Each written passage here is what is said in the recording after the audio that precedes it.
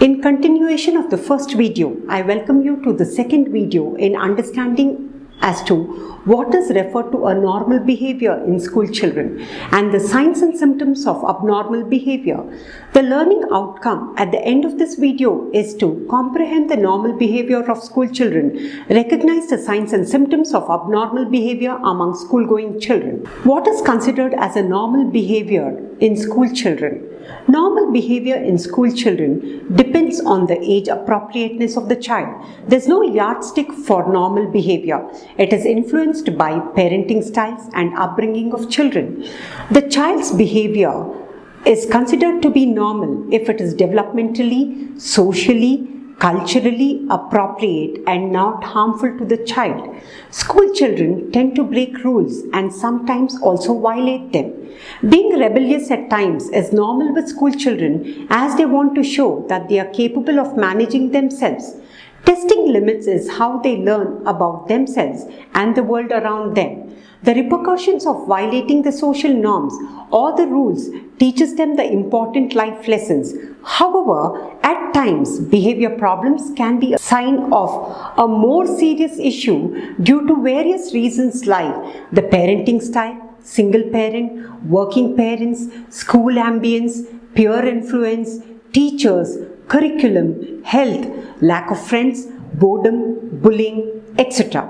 The next component is the signs and symptoms of abnormal behavior in children. Difficulty in managing emotional outbursts. School children should be taught and encouraged to handle their feelings and manage themselves in an appropriate manner in social settings.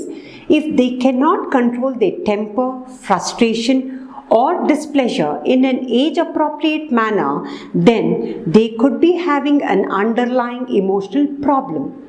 The next one being the difficulty managing impulses. Children who cannot control their impulse and reacts very irrationally require attention as it can pose threat to the child as well as to others. Behavior that interferes with school. Misbehavior in the form of conduct disorder, oppositional defiant disorder that interferes with child's education may be problem behavior.